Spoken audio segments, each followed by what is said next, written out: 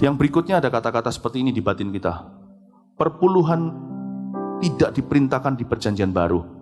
Itu hanya rekayasa gereja. Bagi orang-orang yang berbicara seperti ini, saya hanya punya satu jawaban. Oke, berarti kita harus memberikan 100% kalau mau ikut perjanjian baru. Matius pasal yang 19 ayat 20-22 berkata seperti ini. Ini akan menjadi jawaban bagi orang-orang yang berkata perpuluhan itu tidak diperintahkan di perjanjian baru. Mari kita mengikuti yang baru. Yang lama aja kita belum lulus. Bagaimana kita ikuti yang satu ini? Kata orang muda itu kepadanya, semuanya itu telah kuturuti. Apalagi yang masih kurang ya Tuhan? Ayat 21. Kata Yesus kepadanya, jikalau engkau hendak sempurna, pergilah jualah segala milikmu dan berikanlah itu kepada orang-orang miskin, maka engkau akan beroleh harta di sorga. Kemudian datanglah kemari dan ikutilah aku. Lalu ketika orang muda itu mendengar perkataan itu, pergilah ia dengan sedih sebab banyak hartanya. Saya pernah sekali ditanya sama satu orang, perpuluhan tidak diperintahkan Tuhan. Karena Tuhan tidak memerintahkan 10% itu. Saya bilang betul, Tuhan perintahkan 100% di perjanjian baru. Are you ready? Saya bilang perpuluhan itu sekolah dasarnya. Allah tidak minta uang kita semuanya. Tuhan tidak pernah minta semua uang saya. Tuhan tidak minta. Kalau saya punya pikiran partai komunis tadi, saya bisa jatuh miskin dalam waktu 5 menit hari ini. Saya kasih 100 orang dalam kebutuhannya. Semua keuangan dan harta saya tidak akan cukup mencukupi kebutuhan mereka, jangankan keinginan. Tapi ketika saya gembosi diri sendiri, maka 5 menit kemudian saya menjadi orang ke-101 yang mengetuk pintu meminta-minta roti. Tidak ada gunanya, bukan? Tuhan tidak pernah minta seluruh keuangan kita. Tuhan suruh hidup kita berpusat pada Kristus. Tidak egois, tidak tamak, bukan mamon, tapi Tuhan. Perpuluhan itu adalah sebuah kebiasaan atau gaya hidup yang sangat baik buat kita semuanya. Dan ada orang tertentu yang mendebat hal itu harus berpikir bahwa kalau kita mau ikut perjanjian baru, ikuti kata-kata Tuhan tadi. Jual segala yang kau miliki, besar upahmu di surga. Kalau kita tidak mampu, jangan kita mengeluh 10% yang kita belajar kembalikan setiap bulan kepada Tuhan. Ada orang yang berkata seperti ini, perpuluhanku terlalu besar. Bagi orang-orang yang berkata seperti ini sebenarnya juga tidak teruji. Mengapa demikian? Karena tak peduli sebesar apapun income atau penghasilan kita, setiap kita hanya mengembalikan 10% saja. Sebenarnya pekerjaan Tuhan ini tidak dibangun di atas dasar orang kaya maupun orang miskin, tapi hanya orang-orang yang taat saja. Baik itu orang yang profesi sederhana sampai konglomerat, mengembalikan itu tidak lebih tidak kurang, hanya punya gaya hidup memberikan 10% tadi sebagai mengembalikan untuk Tuhan. Lebih dari itu adalah persembahan sukarela. Jadi tidak ada satu orang pun di sini bisa membanggakan diri, gereja ini dibangun karena maniku. No, sama 10%. Dengan orang yang paling lemah ekonomi di gereja ini juga memberikan 10%. Karena itu tidak boleh ada seorang pun yang memegahkan diri. Perpuluhan terlalu besar adalah kata-kata yang tidak teruji. Kadang-kadang kalau kita masih merasa perpuluhan kita terlalu besar, mungkin kita perkecil, kita berdoa supaya income-nya diperkecil oleh Tuhan. Mari kita punya kebiasaan seperti ini. Sebenarnya yang paling kita worry, yang paling kita khawatirkan bukanlah perpuluhan. Di sebuah gereja, kalau kita takut menaruh keuangan kita di sana, harusnya ada tanda tanya, ya kan? Kalau kita di sebuah gereja, lalu kita itu ragu. Harusnya yang pertama-tama jadi alasan kita worry, itu bukan money. Mungkin pengajarannya. Atau mungkin gaya hidup gereja. Apa itu? Apakah itu? Apapun itu. Kalau Anda dan saya ragu di sebuah tempat yang Tuhan suruh, harusnya yang pertama-tama kita lakukan bukan menahan uang, tapi kita harus cabut seluruh keluarga kita dari situ. Karena itu di gereja Mawar Sharon saya bicara frank, atau saya bicara dengan terus terang dengan Anda. Kalau di gereja Mawar Sharon ini, Anda ragu memberi perpuluhan, saya malah sarankan Anda jangan bergabung di gereja Mawar Sharon. Pasti ada sesuatu yang Anda pertanyakan di hati. Kalau saya bawa keluarga saya ke sebuah gereja, katakan saya sekarang bukan pendetanya di mana, saya jadi posisi Anda. Yang saya khawatirkan adalah nanti di sana anak saya diajari apa? Bagaimana keluarga saya digembalakan. Jadi concern saya terbesar itu bukan dolar, tapi putra-putriku dan kerohanianku dan seluruh keluargaku gimana digembalakan di situ. Jadi kalau sampai saya ragu, uang bukan pertama yang saya tahan. Saya cabut seluruh keluarga saya dari sana. Itulah sebabnya aneh, ada orang yang kita bisa mempercayakan keluarga kita di situ. But not the money, not my money. Bukan perpuluhanku.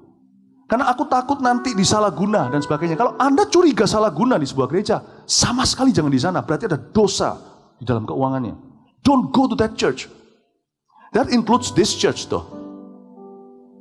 Termasuk gereja ini. Paham maksud saya Bapak Ibu ya? Aneh, kalau kita bisa percayakan anak kita, harusnya kita harus kalap dan panik. Lebih baik saya kebobolan, ekstra beri 1 bulan perpuluhan, daripada anakku dicekok ya apa nanti di sekolah minggu, saya nggak tahu. You have to worry for your family before your money. Kalau Anda bimbang, mending jangan, sama sekali jangan. Berdoa berlutut lagi, ya Tuhan, tunjukkan tempat yang kau pilih for me and my family. Untuk aku dan keluargaku. Dan ini yang disebut kebenaran dalam batin, karena batin kita pelin-pelan. Kita nggak jelas, makanya itu nggak bisa ngalami merdeka, termasuk kemerdekaan keuangan. Kita nggak bisa merdeka karena hidup kita penuh dengan khawatir yang tidak terbukti, penuh dengan ketakutan yang sebenarnya tidak teruji. Tapi kalau saya taruh anak saya bertiga di sini, dan di sini saya digembalakan, di dalam komunitas ini saya bertumbuh. Oh my goodness, money, uang bukanlah asetku tertinggi untuk saya percayakan di sini. Karena itu Bapak Ibu Saudara, termasuk yang live streaming yang bukan Gereja Mawar Sharon, this also applies to you. Termasuk yang di dalam, karena itu gereja tidak bisa menyuarakan hanya ajarkan perpuluhan. No, karena itu saya hanya bicara money cuma setahun sekali loh. Setahun sekali. Sisanya bicara tentang hati. Nah, perpuluhanku terlalu besar, kata orang. Saya takut di sana. Ketakutan kita harusnya lebih besar, bukan tentang perpuluhan. Lalu habis itu ada lagi yang namanya perpuluhanku harus disebar, atau lebih aman kalau aku salurkan sendiri. Aku harus pakai perpuluhan ini, aku salurkan ke hamba Tuhan langsung, atau aku salurkan ke organisasi misi, atau apa. Aku harus bagi nih. Nah, ini salah kaprah tentang perpuluhan dari awal, karena intisari perpuluhan adalah mengembalikan dan hilang hak-hak pribadinya untuk mengatur itu. Dan kalau kita mengelola sendiri, maka itu disebut dengan main imam sendiri, bukan main hakim, tapi main imam sendiri. Perhatikan di Perjanjian Lama ada beberapa raja, 2 raja, ada 1 orang awam yang mengalami sesuatu karena mereka melanggar hukum rohani itu. Apakah itu? Siapakah itu? Saul contohnya. Dia mempersembahkan korban, padahal itu tugas Samuel, meskipun dia bisa. Dirobek kerajaan dari dia. Saya tidak pakai ini sebagai hukum Taurat, perpuluhan untuk takut-takuti. Sebab perpuluhan itu bukanlah ketakutan. Perpuluhan itu bukan hukum. Perpuluhan itu kerinduan. Ingat tadi ayatnya di Maleaki, menyenangkan hati Allah persembahan persepuluhan itu. Bahkan bukan ketakutan. Tadi saya jawab, kalau worry pun kita lihat akarnya. Yang kita worry bukan money, yang kita khawatirkan harusnya keluarga kita, kerohanian kita di sana. Nah, Bapak Ibu Saudara, selain itu ada lagi Raja Uzia yang kena kusta karena dia mempersembahkan korban. Imamat marah dan berkata, kenapa kamu lakukan? Wong aku bisa langsung kena kusta.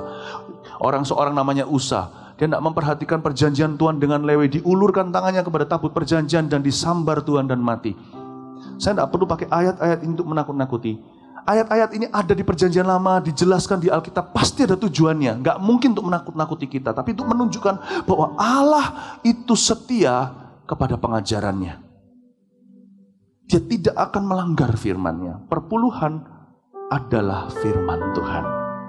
Ya, nah, dan siapa bilang Bapak Ibu Saudara kalau dikelola sendiri itu jauh lebih aman?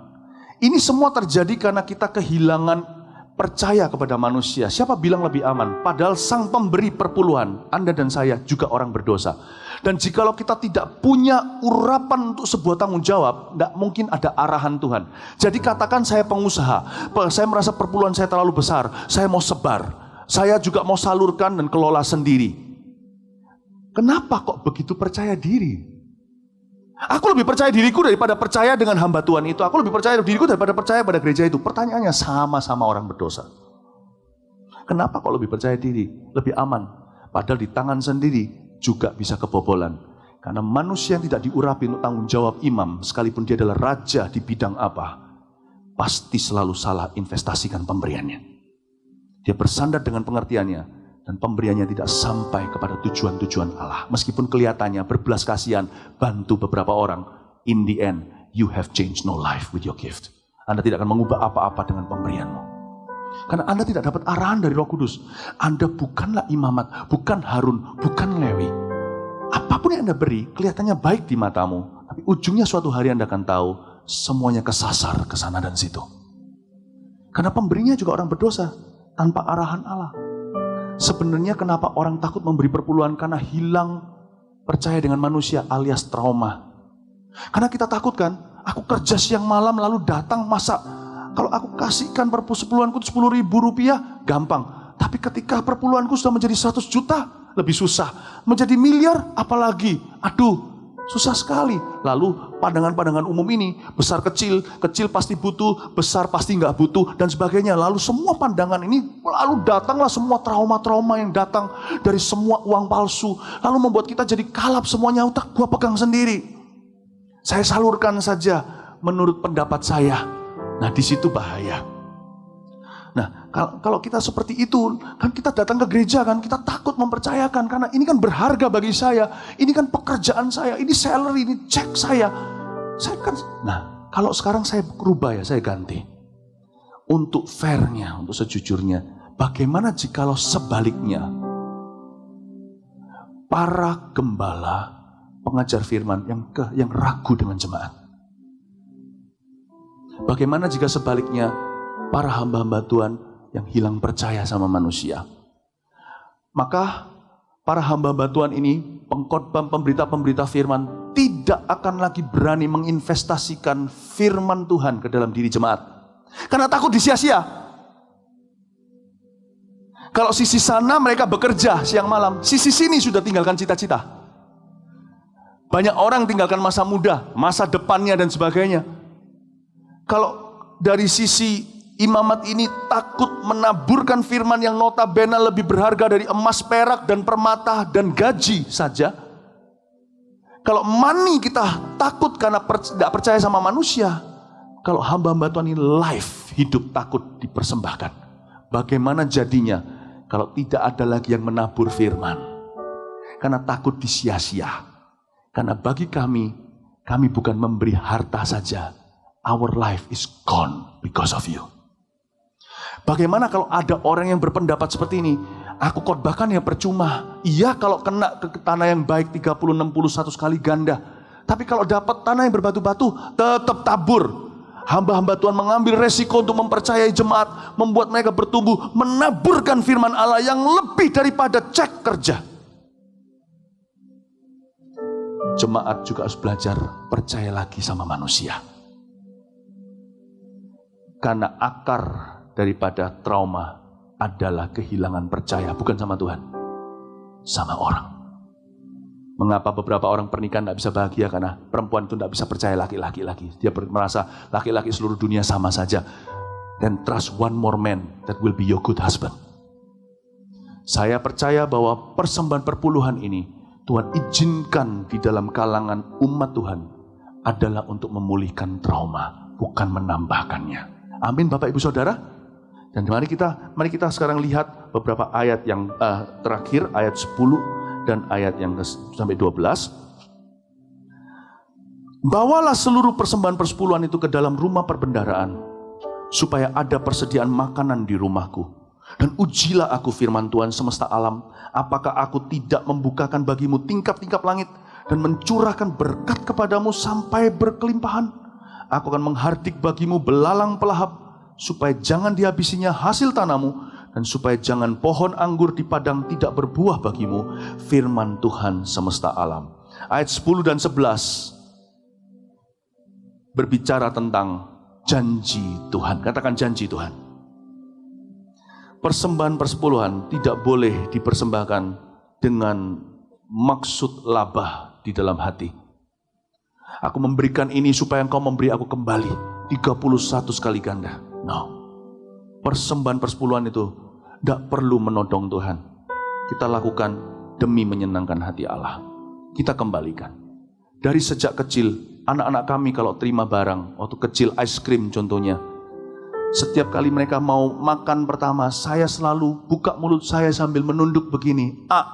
Papa minta, bukan berarti saya nggak bisa beli. Dari kecil saya dan istri saya mendidik anak-anak untuk tidak punya roh cinta akan uang dan barang.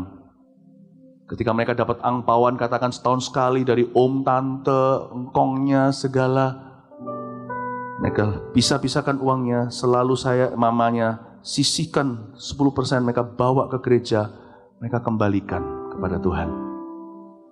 Dan saya terapkan itu bukan cuma soal uang dalam diri anak-anak saya, termasuk dimsum. Sebelum makan selalu, papa minta dulu. Apa saya tidak bisa beli sendiri? Anak saya makan ya saya yang bayari. Saya ajari anak-anak saya dari kecil. Perpuluhan bukan bicara soal 10%. Gaya hidup, tidak cinta money, tidak cinta barang, tidak cinta uang. Saya bersyukur sama Tuhan. Dan papa mana di seluruh dunia, kalau anaknya itu taat kepadanya, tak terharu hatinya. Papa mana di seluruh dunia tidak akan terjamah melihat anaknya itu patuh kepada perintahnya. Ayat 10-11 tidak perlu dideklarasikan. Tuhan tahu apa yang akan dia perbuat. Dia berkata, ujilah aku, lihat apa aku di papa beneran atau bukan. Aku buka tingkap langit bagimu. Amin Bapak Ibu Saudara. Mari beri tepuk tangan untuk Tuhan. Pesan pengembalaan ini perlu sampai ke seluruh gereja Mawar Sharon. Karena persembahan persepuluhan adalah area yang perlu banyak orang mengalami sembuh. Dan di area ini juga kita perlu belajar untuk terus berjalan dengan rendah hati di hadapan Roh Kudus. 4 Februari, catat kita akan live streaming bersama lagi. Sebelum saya akan menyampaikan firman yang berbeda 4 kali ibadah di awal bulan. Saya akan sampaikan series tentang parenting atau membesarkan anak. Tetapi sebelumnya, kita semua termasuk saya, kita semua akan mempersiapkan amplop persembahan persepuluhan kita. Karena itu saya sengaja khotbah di minggu sekarang ini. Bukan minggu di mana kita memberi perpuluhan di bulan Januari. Sebab saya tidak mau kita asal-asalan. Kita mempersiapkan diri. Ada beberapa tipe orang di sini. Orang-orang yang sudah mengembalikan perpuluhan secara rutin. Seperti saya juga. Hari ini firman ini dengan tujuan untuk membuat kita semakin mengerti kita melakukan itu untuk apa. Ada tipe orang kedua di tempat ini dan juga semua yang live streaming yang selama ini tidak memberikan perpuluhan atau memberikannya disebar tadi dan sebagainya. Kalau Anda sebar, jadikan Mawar Sharon juga bagian sebaran. Saya minta dengan hormat dan kasih, jangan berikan ke gereja Mawar Sharon. Kalau Anda tertanam di gerejamu, kasih di situ full amount. 10% is nothing. 10% disebar lagi itu sama dengan keju tipis masih diiris-iris. Kasih ke sana. It will be very important for them. Jangan jadikan Mawar Sharon sebaran, FKA sebaran, keep the money. Jangan ditransfer lagi. Tapi kalau Anda di sini Anda ragu memberi perpuluhan, maka saya pertanyaannya bukan begini. Kenapa kamu ragu? Bukan yang kami kejar bukan uangmu. Saya akan tanya, apa yang membuatmu ragu? Iya karena begitu, mungkin trauma dari gereja sebelumnya atau trauma dari orang Kristen sebelumnya. Nah itu yang kita harapkan sembuh, bukan manimu, bukan uangmu. Anda tidak akan bisa bahagia dalam sebuah gereja bertumbuh di rumah dan bait Allah selama ada ganjalan di masa lalu yang jadi kesalahan dalam batinmu. Kalau memang Anda di tempat ini Anda tidak yakin segalanya, mungkin ada sesuatu kali, atau mungkin objektif sesuatu yang perlu diubah. Mungkin ada suatu kesalahpahaman tentang visi misi. Kita perlu bicarakan. Tujuan akhirnya bukan perpuluhan. Saya tidak mau tahu siapa yang memberi perpuluhan. Saya tidak mau tahu. Saya cuma mau tahu Vanessa Jeremy Warren memberi perpuluhan. Saya cuma mau tahu itu. Selebih ini keluarga Allah. Saya atur keluarga diri sendiri dulu, baru bisa atur keluarga Allah. I don't want to know. Bahkan full timer pun saya tidak pernah tanya kok kamu beri perpuluhan atau kamu tidak. Saya tidak mau tahu. Saya tidak mau tahu. Saya cuma beritakan firman. I don't want to know. Siapa yang memberi, siapa yang tidak. Jadi kalau seumpamanya Anda ragu akan sesuatu, saya malah bisa sarankan, Bapak Ibu kenapa ragu? Ini. Oh mungkin kalau di sini nggak cocok buat Anda. Dan Anda merasakan kok begini begitu. Hatiku itu lebih kepada gereja yang size tertentu. Atau yang begini begitu. Saya sarankan Anda betul-betul satu keluarga cabut ke gereja itu dan tertanam. I give you my blessing. Ku berikan restu dan berkatku. Go. Mungkin Anda bisa jadi aset di situ. Tertanamlah di sana. Tapi jangan begini loh. Kita makan di sini, kita beri di situ. Kita makan di situ, beri di sini. Anda akan jadi orang yang pelin-pelan di batinmu. Dan ini akan memberatkan Anda in the long run. Belum lagi nanti suatu hari dibuka buku. Dan pemberian kita semuanya kesasar ke kanan dan ke kiri. Anda tidak akan jadi orang yang fokus dan konsentrasi. Dengan bisnis saja nggak bisa begitu kok. Saya nggak bisa kalau ada satu orang mau buka bisnis. Dia berkata, ini cuma kurang dana. Cemplung dana berapapun juga berdarah-darah. Nggak. Kalau saya mau investasikan uang saya di sebuah bisnis, katakan, saya pastikan bisnis itu akan menguntungkan, akan ada kembalian. Saya tidak bisa masukkan ke sebuah bisnis yang mau masukin dana berapapun hancur-hancuran di sana. Karena kalau uang saya untuk bisnis, saya pastikan smart, saya pastikan investasi yang benar, bukan belas kasihan. Persembahan perpuluhan adalah investasi pertama keuanganmu di dalam kerajaan Tuhan. Bukan belas kasihan. Selebih daripada itu, Anda mau berbelas kasihan, silahkan. Bapak, Ibu, Saudara, kalau Anda ragu di gereja Mawar Sharon ini, lalu Anda bimbang tentang perpuluhan, pasti ada isu-isu lain, bukan money. Dan apakah isu itu objektif? Deal with it. Kalau tidak, Anda tidak akan bisa bertumbuh siapapun pengkhotbahnya di sini. Fair bukan? Inti isunya itu bukan money, batin kita. Amin Bapak Ibu Saudara. Amin. Tanggal 4 Februari saya akan pimpin persembahan persepuluhan seluruh sinode sebelum firman, seri pengajaran tentang parenting tadi. Mari kita siapkan. Jangan asal-asalan. Masih ada berapa minggu. To give or not to give, to obey or not to obey. I will expect. Saya akan percaya melihat nanti pada waktu 4 Februari awal bulan itu akan ada orang-orang yang selama ini tidak pernah punya gaya hidup memberikan persembahan perpuluhan, mengembalikan, akan berubah. Dan pertama kali hari itu, beri tepuk tangan bagi Tuhan Yesus. Dan ada orang juga yang selama ini sudah pernah memberi, lalu tidak pernah memberi lagi, atau sekarang dalam kekurangan. Kalau Anda adalah mahasiswa atau seorang sekolah yang belum bekerja, saya sarankan, ini saran saya, bukan perintah Tuhan, adalah hikmat. Saya juga punya Roh Kudus di dalam diri saya. Saya sarankan bahwa kalau Anda adalah orang yang sekolah belum bisa kerja, dapat penghasilan sendiri dari uang sakumu 10%, belajar memberi. Kayak saya dulu waktu SMA 3 baru bertobat terima Tuhan. Kalau Anda adalah orang yang terima salary, maka dari gajimu 10% itu. Kalau dari bisnis Anda, singkat cerita, ini bukan Q&A atau tanya jawab, dari net income, bukan kotor tapi bersih, kembalikan 10% dari profit yang murni masuk ke dalam kantong dan perbendaharaan kita. Belajar untuk mengakui Tuhan dulu, memuliakan Tuhan dengan harta kita dan dengan persembahan kita yang pertama. Amin Bapak Ibu Saudara. Siapkan dirimu 4 April nanti. Kita baca ayat terakhir sambil bangkit berdiri, ayat 12. Apa? Saya bilang apa? 4 April saya terpengaruh itu tanggal ulang tahun seseorang. I love you. This is very difficult for me. Really, saya bicara ini. Saya tahu kalau untuk khotbah begini, saya pasti menuai kecaman. Banyak di luar sana pasti iya. But I have to. I really love you. I really love you. Dan doakan kami terus gereja Tuhan. Tidak ada manusia sempurna. Sistem itu tetap orang yang jalankan. Take risk with us. Ambil risiko yuk bersama dengan kami. As we are taking risk with you. Sambil kami juga mengambil risiko dengan Anda. Kadang-kadang dipikir kami hamba-hamba Tuhan. Ada beberapa yang di depan ini. Kita itu sudah gak muda. Meskipun tampaknya masih muda. Kalau kita ngambil risiko dengan jemaat ini, lalu ternyata gak jadi gimana? Kita mau mulai lagi itu di mana? We are taking risk with you. We're not getting younger.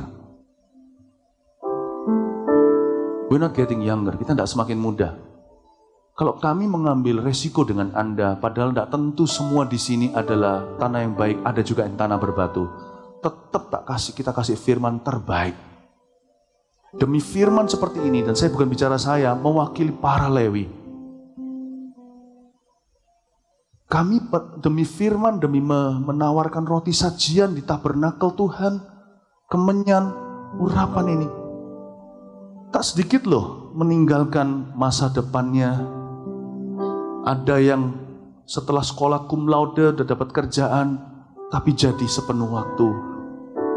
Doakan kami terus supaya full timer yang ada di GMS bukan orang yang cari sesuap nasi, tapi yang meninggalkan sepiring berlian di luar sana. Oh no, saya tidak bisa, karena itu jangan coba. Ada orang yang datang dan berkata, ada satu orang di salah satu kebaktian berkata sama saya langsung, kalau ada kesamaan maaf, tidak ada maksud untuk menyindir siapa. Datang ke saya dan berkata, Pastor Philip, saya sudah tinggalkan kerjaan saya mau jadi full timer. Saya bilang, loh jangan gitu. Nggak ada yang kayak gitu, nggak pakai interview. Semua itu panggilan. Kami akan berusaha semurni-murninya. Siapa yang melayani Anda, layak melayani Anda. Siapa yang betul-betul memimpin Anda adalah orang-orang yang bukan karena tidak berhasil di luar sana, tapi orang-orang yang terpanggil oleh Tuhan. Only the best of the best can serve you. Hanya yang terbaik dari yang terbaik bisa melayanimu. Doakan terus agar gereja punya keuangan dituntun Tuhan. Yang mana akan bangun gedung satelit-satelit kita berikutnya. Perkembangan nanti Jakarta, Serpong contohnya. Yang mana nanti akan sampai ke Maluku. Jadi materi-materi yang memberkati, jadi kurikulum by the way di Ambon sekarang. Untuk B430 Discipleship Kids. Sekarang ke Semarang dan segalanya. Sehingga pengorbanan Anda setiap sen berarti. Kami gereja besar, ya, dan saya tidak minta maaf karena size kami yang besar. Justru kami tidak cukup di sini, kami mau bertumbuh jadi 1 juta orang. Bukan gede-gedean, karena kita mau menjangkau 260 juta orang Indonesia. 1 juta itu apa artinya? The big has to be supported, yang besar harus didukung. Asal besarnya bukan gembos. Doakan terus, agar kami terus bisa membawa seperti para rasul ke Yerusalem, yang kelaparan, diakonia. Terus bantu, tapi nggak sembarangan asal orang minta dikasih, supaya kami bisa berhikmat bijaksana untuk bisa memisahkan mana janda yang perlu dibantu, mana yang belum waktu. Dia bisa kerja dulu supaya uang jemaat tidak disia-sia. Pray for us, sehingga persembahan persepuluhan yang masuk dan persembahan-persembahan yang lain masuk di sana betul-betul dibagikan sesuai kehendak Tuhan, yang mana adalah untuk memberkati orang-orang yang menjadi korban ini dan itu, yang mana membantu orang miskin. Tapi kalau kita hanya memberikan roti, tapi kita juga memberikan training. Kapan kita membantu gereja-gereja lemah? Saya belum cerita aja di kebaktian sebelumnya. Baru tak lama lalu saya bicara dengan beberapa orang, ingin rindu untuk memanggil gereja-gereja di pedesaan. Kumpulkan di Bukit Doa. Ini masih awal ya, ini bukan pengumuman. Kumpulkan semuanya. Lalu habis itu kita training di situ. Kita layani mereka. Kita harus hati-hati, bukan memberikan angpau dalam bentuk cuman pemberian begitu aja. Nanti tidak mendidik. Saya belajar banyak dari cara orang Jepang. Orang Jepang itu kerja gimana, tidak mau ditips, tidak mau ditiping. Nah, gimana caranya kita kasih apa yang memang perlu. Bukan sekedar kasih mentahan begitu, tapi kita bisa terjemahkan menjadi sesuatu di Ambon, di Maluku dan sebagainya. Kita kasih buku-buku untuk anak-anak kecil itu. Di bangku-bangku yang biasa, tidak ada AC-nya di kelasnya, mereka dilayani. Ditingkatkan mentalitasnya, jujur, sungguh-sungguh dalam pekerjaannya. Kita doakan terus, supaya kita terus dapat kebijaksanaan. Yang mikirkan bukan 1, 2, 3, 4 orang. Yang memikirkan ini tim demi tim. Setiap departemen, ada Pak Sam, ada siapa di samping Pak Yusuf. Semua ada orang-orang tim yang memikirkan. Di sini ada Lena, di sini juga yang di Jakarta. Ibu Gembala regionalnya seluruh Jakarta, Jabodetabek. Kita pikirkan, how we can bring the gospel far and wide. Pray for us. We need your prayer. So far so good. We are not sorry, kita tidak sorry dengan siapa-siapa hari ini, sampai hari ini. Tapi doakan supaya kita lebih. Mari kita kerja sama-sama sebagai pemberi. Mari kita bawa visi ini jauh. Amin. Jangan tinggalkan gereja yang kecil. Jangan tinggalkan mereka yang lemah. Jangan tinggalkan mereka yang membutuhkan. Ayo sambil kita maju, we grab them with us. Kita tarik mereka bersama dengan kita. Khotbah seperti ini akan menuai kecaman. But I'm not sorry. Haleluya.